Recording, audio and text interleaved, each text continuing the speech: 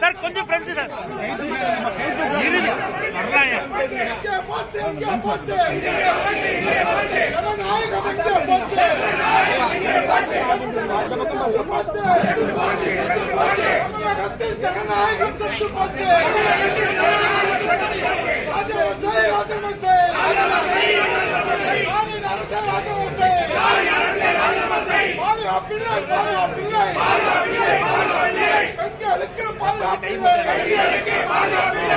மக்களுக்கு பாதுகாப்பில்லை.